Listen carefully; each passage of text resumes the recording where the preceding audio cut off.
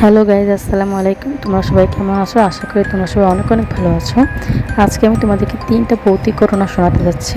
তোমরা যদি চাও যে আমি তোমাদের ভৌতিক ঘটনাগুলো আমার ভিডিওতে শোনাই, তাহলে আমার ইনস্টাগ্রাম আইডিতে গিয়ে তোমার ঘটনাটা লিখে আর তোমার নাম লিখে পাঠিয়ে দিও। আর তোমরা যদি আমার আর্ট পছন্দ করে থাকো, তাহলে অবশ্যই আমার চ্যানেলটা সাবস্ক্রাইব করে দিও আর ভিডিওটা লাইক করে দিও। তোমার যেসব বন্ধুরা আমার এই ধরনের ভিডিও পছন্দ করে থাকে, তাদের সাথে আমার ভিডিওটাকে শেয়ার করে দিও, আমাকে সাপোর্ট করো। Thank you so much. তো বেশি কথা না বলে আজ চলে যাই আমরা আজকের ঘটনায়। প্রথম ঘটনাটা একটা আঙ্কেলের সাথে ঘটে যাওয়া আমার। তো সে আঙ্কেল নর্মালি গ্রামে থাকে, বাট তখন সে একটা কাজের জন্য শহরে আসে। শহরে আসার পরে সে আস্তে আস্তে অনেক রাত হয়ে যায়।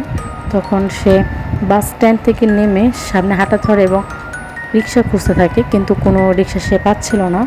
তো অনেকক্ষণ ধরে এভাবে রিক্সার জন্য হাঁটাহাঁটি করতে করতে সে হঠাৎ করে একটা চায়ের দোকান দেখতে পায়। তো তখন সে চিন্তা করে যে সে এখানে যে একটু সিগারেট খাবে, একটু চাটা খাবে, যাতে কারণ তার অনেক ক্ষুধা লাগছিল। যেই ভাবা সেই কাজ, সে সে চায় আর সেখানে চা খেয়ে চা আর সিগারেটের জন্য বলে। তো তারা তাকে বসতে দেয় এবং বলে যে আপনি বসে, আমি আপনার জন্য চা করে দিতেছি। এবার সেখানে বসে অন্যান্য লোকদের সাথেও গল্প করতে থাকে এবং গল্পের এক পর্যায়ে তার একজনের পায়ের দিকে নজর যায়, আর সেটা দেখে অনেকটা ভয় পেয়ে যায়, কারণ তাদের মধ্যে সকলের পাই পড়েছিল, হাওয়ায় ভাসতেছিল। তো সেই জিনিসটা আগে খেয়াল করে নাই। তো এটা যখন সে খেয়াল করে তখন সে ভালোই ভয় পেয়ে যায়, কিন্তু সে সেটা তার চেহারায় বুঝতে দেয় না।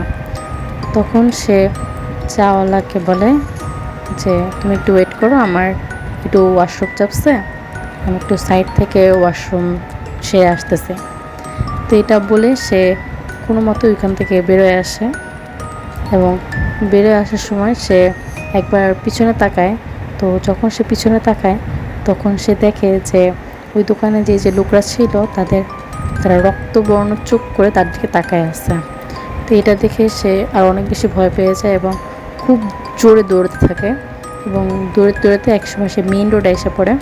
আর মেইন রোডে আসার পরে সে সেখানে অনেকগুলো রিক্সা দাঁড়ানো থাকে, আর তারপরে সে সেখান থেকে একটা রিক্সা নিয়ে তার কাঙ্ক্ষিত জায়গায় চলে যায়। তো এই ছিল ফার্স্ট ঘটনা। সেকেন্ড ঘটনাটা হলো আমারই পাশের বাসার একটা আন্টির সাথে ঘটে যাওয়া। তো সেই আন্টিটা অনেক বেশি সুন্দরী ছিল এবং সেই আন্টিটা খুবই ঘোরাফেরা পছন্দ করতো, শপিং পছন্দ করতো। তো এইসব জিনিস সে খুবই পছন্দ করতো। আর তার হাজব্যান্ড তার থেকে একটু বয়স্ক ছিল। তো সে আবার অনেক টাকা ইনকাম করতো আর মানে খুব বড় লোক ছিল, সেই জন্য সে কখনো না করতো না। তো আন্টি রেগুলারলি পার্লারে যেত, শপিং করতো, অনেক দামি দামি জিনিস, গয়নাগাটি ইত্যাদি সব কিছু বানাইতো। তো একদিন হঠাৎ করে রাত্রি 2টার সময় আমরা মানে সকলেই আন্টির চিৎকার শুনতে পাই এবং মানে তাদের বাড়ির সাথে অনেক ঝগড়া চলতেছে সেটা আমরা বুঝতে পারি। তো একটা সময় যখন সে ঝগড়ার মাত্রা অনেক বেশি বেড়ে যায়, তখন আমরা সবাই সেই রাত্রি 2টার সময় ঘর থেকে বেরোয়, তার দরজায় জমা হয় এবং দরজা খুলতে বলে তাদেরকে।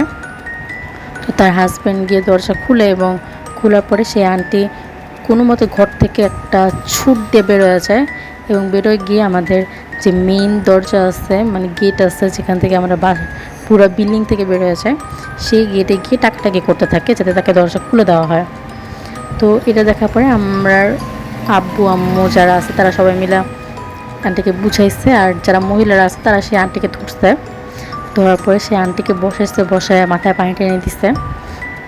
দেওয়ার পরে যখন আন্টি একটু নর্মাল হয়েছে, পরে তাকে জিজ্ঞাসা করছে যে কি হয়েছে, বাট আন্টি তার মুখ থেকে কোনো অ্যান্সার দিতেছিল না।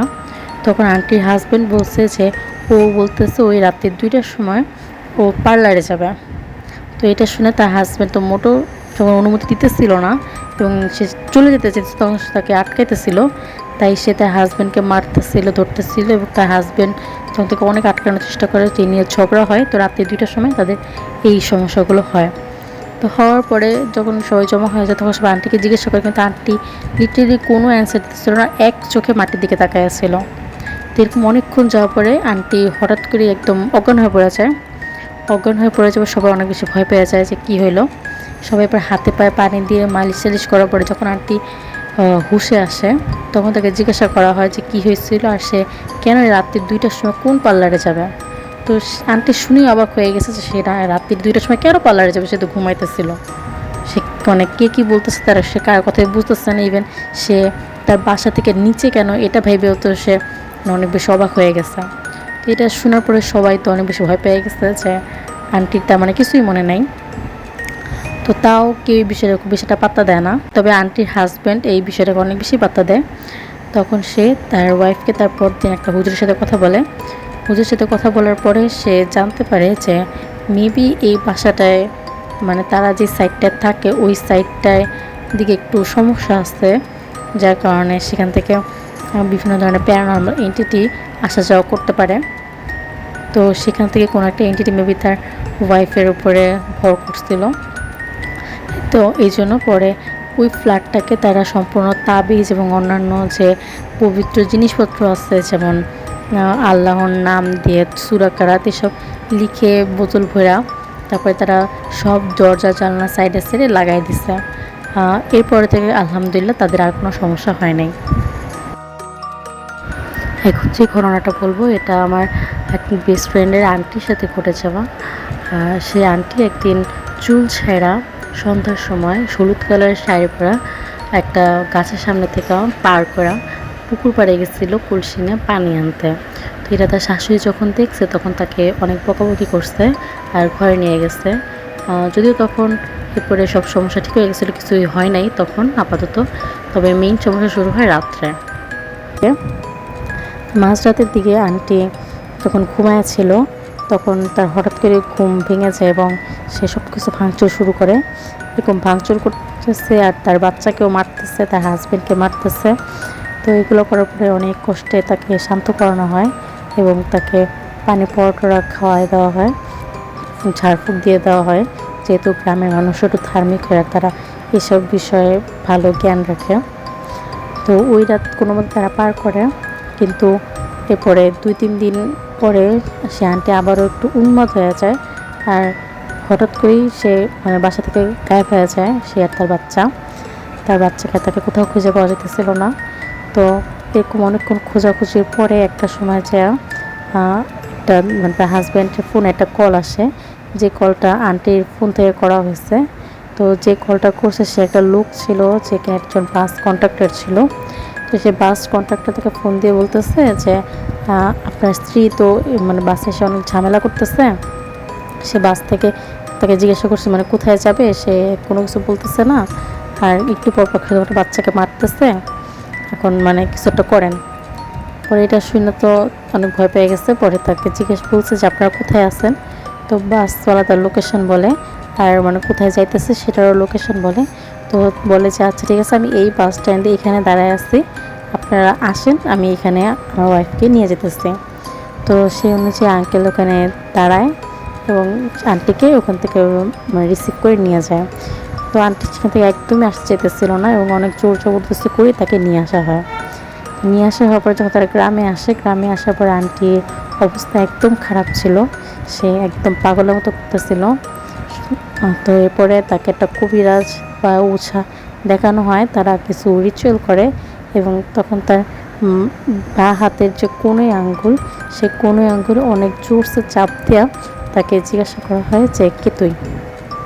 তো সে বলে যে আমি অমুক, মানে একটা মানে সেই জিনটা তার নাম বলে এবং বলার পরে তাকে জিজ্ঞেস করে তুই কেন হাসছিস।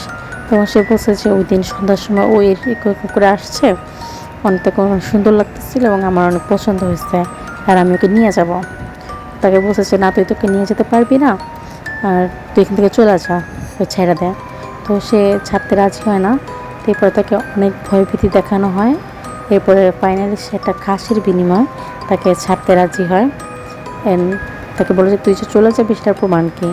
তারপরে সে বলে যে আমি একটা জুতা নিয়ে যাব। এটা বলার পরে সে একটা জুতা কামড় দেয় এবং মানে দৌড় দেয়, জুতা কামড় দিয়ে সে যখন দরজার সামনে যাওয়ার পরে সে অজ্ঞান হয়ে পড়ে যাওয়ার পরে তাকে সবাই ধৈর্য বাড়িতে উঠায় এবং মাথাটাতে পানি টেনে দেয়। এরপরে যখন সে ওই জুতাটা খুঁজে, মানে তার যে জুতাটা সে কামড় দিছিল, তো ওই জুতাটা কেউ কোথাও খুঁজে পায় না। তো তখন সবাই বোঝা যায় যে হ্যাঁ ওটা চলে গেছে। এটাই ছিল আজকে থার্ড ঘটনা। তোমাদের সবাইকে অনেক অনেক ধন্যবাদ আমাকে এতক্ষণ আমার টাইম দেওয়ার জন্য। তোমরা প্লিজ আমার চ্যানেলটা সাবস্ক্রাইব করে দিও, আর ভিডিওতে একটা লাইক করে দিও, আর সুন্দর করে একটা কমেন্ট করে দিও। আল্লাহ হাফেজ।